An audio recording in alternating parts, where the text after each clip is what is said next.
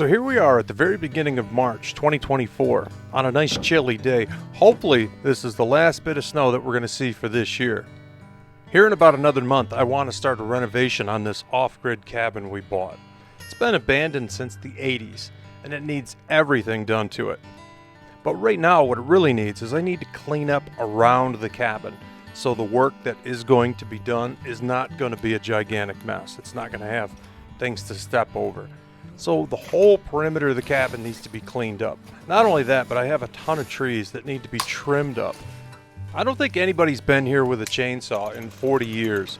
There are trees all over on the ground that have fallen over in storms and have just been left there to rot. The branches on these trees, these should have been trimmed a long time ago. Not only that, but if you've seen this place before, you remember what it looked like. About 10 months ago, my brother Ryan and we come out here and cut all these dead trees off of the roof of this cabin. A lot of that material is still right next to the building. Sticks, logs, chunks of firewood that were cut. Everything needs to be cleaned up before anything should be done as far as a building project goes. Otherwise, we're just going to be tripping over junk that should not be there.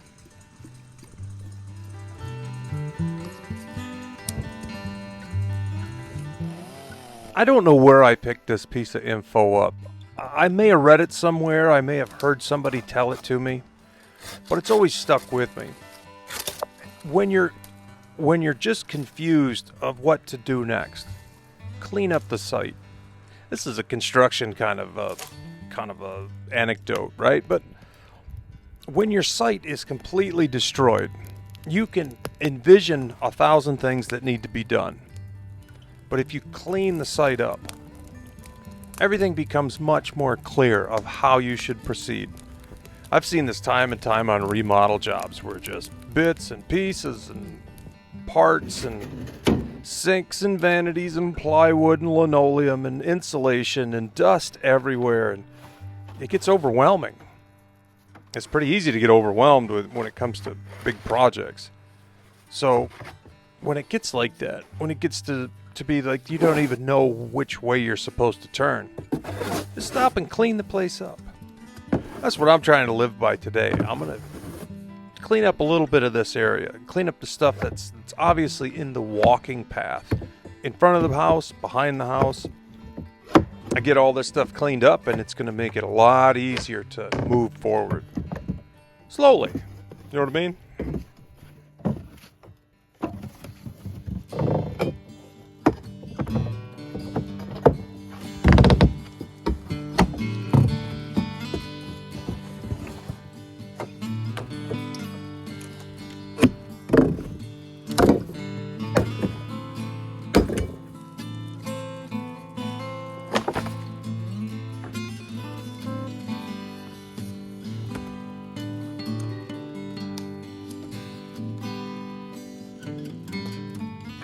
'Now these decking boards, they're not in bad shape. I'm going to leave them out in the sun and let them dry out a bit. I think I'll find something to do with them.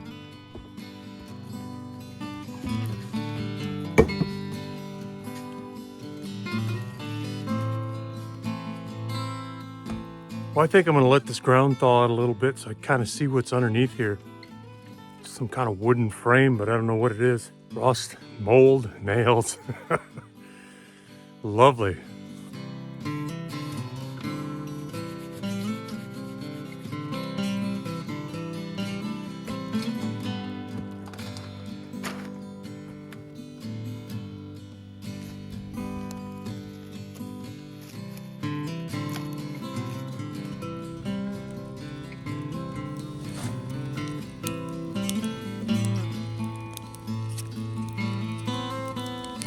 Thousand-day aged Gouda from Aldi's. It's like $3. It's not great, I won't lie to you. Well, it's not bad either. You know, the older I get, the less I want to hurry anything. This is a gigantic project, and I kind of feel like it needs a surgical makeover. Because you could dive into it and just have scrap and junk everywhere. You could have construction materials piled everywhere and just a mess. I've spent more time thinking about what to do with this particular place. The whole building needs to be leveled because it's not set and level. It's on kind of a cool steel foundation. So I think it's got a good foundation, and I've been up in the attic and the roof is solid. Of course, it had a couple giant trees on it. So there's no real question about it being solid. It's a good solid roof. But what I don't want to do is I don't want to dive headfirst into this thing, open up a gigantic rat's nest of scrap and waste and junk building material, and then you gotta be there. You gotta work on it. You can't go do something else. You can't leave a bunch of construction material in the middle of the woods, four-wheelers and side-by-sides running by and stuff. It's a good way to get stuff stolen. And of course, you can't leave all the waste everywhere either, because it gets rained on and then it's just worse than it was to start with. So most of the work on this cabin so far has been brain work. Just been thinking about what to do. Like the first thing that needs to happen, the whole place needs to get leveled. I probably need to take that chimney out because I don't like where it's at. It's a good solid chimney, but it's in the worst possible place. All back in here, there's a ton of that material that had come off the roof. Years and years of branches and needles and everything. I want to burn all of that up. There's one more stump right back there I want to pull. And once that stump is pulled, I kind of have a little driveway back into where I'd like to put the woodshed. And the woodshed, I'll probably build it this week, to be honest. I need a place to put all the dead wood from around here because there's so much of it that needs to be cleaned up. You could cut and cut and cut, and you just have rounds of wood everywhere. But if I had some place to put it, I'd be killing two birds with one stone. I wouldn't have to go through the process again of going around finding all the wood and then loading it up. I could just cut it, throw it in a trailer, and bring it right over to the woodshed, run it through the splitter. And then when we need it, it'll be ready to go. But back to the point about not wanting to rush through projects. The norm for the last decade has been having too many things to do, too many irons in the fire, too many half-done projects. And what'll happen is you'll get excited about something new, and then you'll add that to the list. And about the time you're a third of the way through that, you'll run into something new, and you just end up with this cornucopia, to use a fancy word, cornucopia of unfinished projects. And they all live right up here. And when you got that much stuff undone, what it's doing is it's putting a claim on your future. So you don't feel like you can go do something fun. You don't feel like you can explore something new that you want to get into. You know that you have this back catalog of 10,000 half-finished projects. I just can't live like that anymore. So as opposed to going out and slapping in a hard day's work on something, knowing that even if you got it done, you got 40 other things you got to do the same thing with just to catch up. Just trying to find the joy in the journey. Trying to come out, burn a little bit of brush, do a little bit of cleanup, move the ball a little bit forward, but never push to the point where it's not fun anymore. Because when you do, when you're pushing and pushing, and you get to the point where you're not having a good time with it, then everything is work, and it's self-imposed work. And there's nothing wrong at all with work, of course. But on the other hand, when you take your hobbies and you turn them into work, when you take things that are fun and exciting and you turn them into drudgery, that's a bad trade. It's a bad trade. I think when you have projects that they're interesting, there's something exciting and new in your life, and you keep stacking them up to where you'd rather forget that they existed than enjoy them, then you're taking your hobbies and you're turning your hobbies into drudgery. You're turning your interests into just being on the hamster wheel. I think it's easy to take the fun out of everything, then have it morph into an obligation, have it mutate into like this thing you would rather avoid. So the philosophical takeaway here is work is work. Whatever job you got, go do your job, do the best you can, go home with no regrets that you didn't put in your full time, that you could have done a better job. You don't want any of those regrets. But the fun things in your life, don't turn them into your second job. Make sure that they stay fun. Make sure that you don't become so obsessed with them that they're constantly knocking on the door of your brain saying, I'm undone. You got to get to me. I think there's a good takeaway to that. Don't let your hobbies become a drudgery. In a nutshell. So to take my own advice, I'm going to work as slow as I want. On a day like this too. A little bit of work, a little bit of sitting around the fire, a little bit of snacks, a little bit of blue sky, a little bit of pole sawing, a little bit of chainsawing. Listening to the owls. The owls are starting to come out really heavy this time of year. You hear them every evening out here. Listening to the snow melt.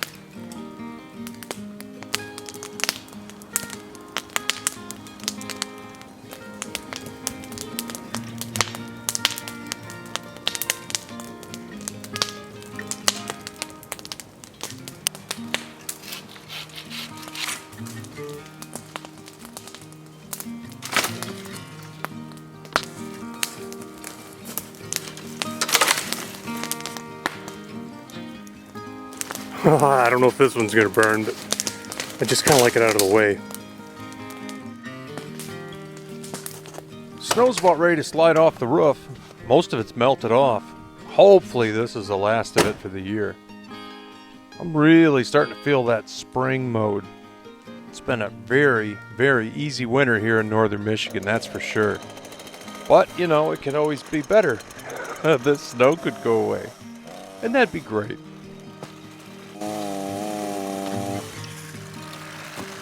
These logs I'm cutting up right now have no value whatsoever. They're so rotted. They only have just a little bit of sound wood right in the very middle. If I stack them up though, hopefully they'll dry out enough that I can chuck them on a campfire.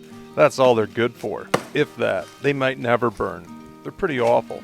But there are some pretty good logs out here too that aren't too bad. All of this wood would be best to be picked up. If any of it can be used for a campfire down the road, that would be great. If it can't, it needs to at least get out of the way.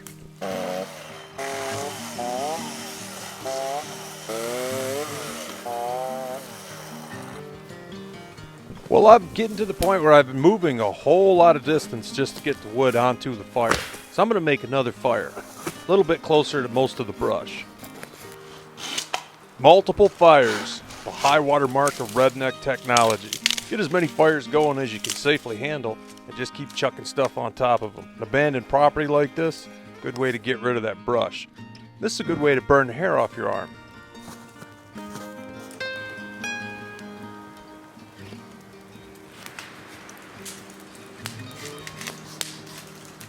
You can see back here behind me tucked away so you'd hardly know it's there. There's an old fuel tank full of 25, 30-year-old kerosene. Now, you can't even believe what it smells like in this tank. It smells like some kind of petroleum chemical that went bad 2 decades ago. We'll figure out something fun to do with this thing down the road.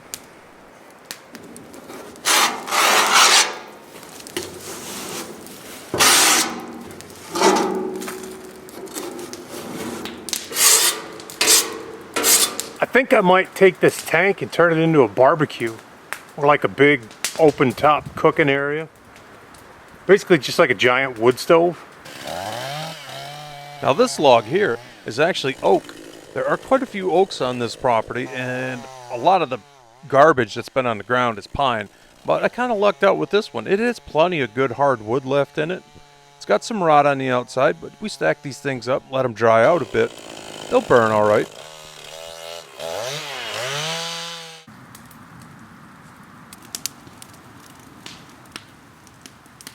Now the light here in the evening is really great today. And the weather is warming up. The snow is almost completely gone. And over the course of about 8 hours, I've managed to do just enough. Speaking about having too many unfinished projects, you can take a look at these logs here.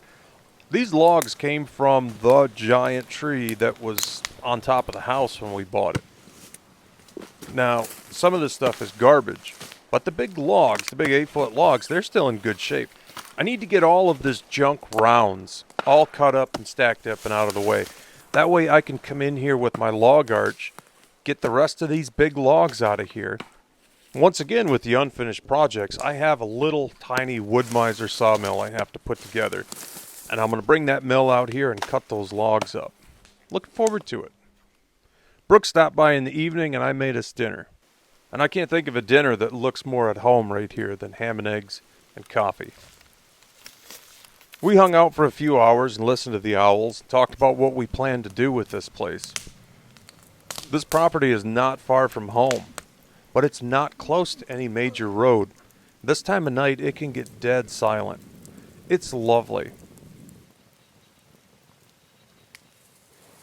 The next morning I was at it again, stacking wood on the fire, getting her done. Oh, wait a minute, that wasn't me at all. Just so you know, that's not me walking by. It seems both of us are wearing hats, glasses, and black coats. That's Ryan. My brother Ryan stopped by for a quick visit. We burned some brush. Now I'm on to this giant pile of junk. Now here's the stump I was telling you about. This stump was part of the original group of trees that tipped over on the house, and it needs to come out of here. My thought is, pull the stump, level the area, burn the brush, and then I'll have a nice driveway back into the back side of the cabin where I'd like to put a woodshed. I think a woodshed is going to sit in here just perfect, and considering where the living room's at, it's going to be close to getting the wood to a wood stove. I planned on pulling that stump. So much of the ground around it is frozen. And I get up on it and it's not even budging. I think I'd just be wasting my time. This tree's got to go too, because the woodshed I want to build is going to sit right where this tree is. Not only that, but it's dead anyway.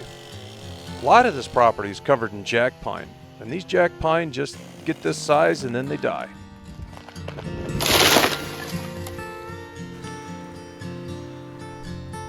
I wish there was something that you could do with these jack pine. If you go up north, there's a lot of country that's owned by paper companies, and paper companies cut jack pine a lot. If you've got toilet paper or Kleenex or paper towel in your house, well, there's a pretty good chance there's jack pine in it. It smells amazing, but it really doesn't have any value, other than chuck it on a campfire or make toilet paper out of it. It sure has been wonderful to have such a mild winter. To have such an early spring, have no snow on the ground at the very beginning of March. It's almost more than you could ask for. Going to give us a chance to get a real head start on the projects here. Thank you so much for coming along with me. My name's Dave Whipple. You've been watching Bush Radical. Be radical, eh? See you soon.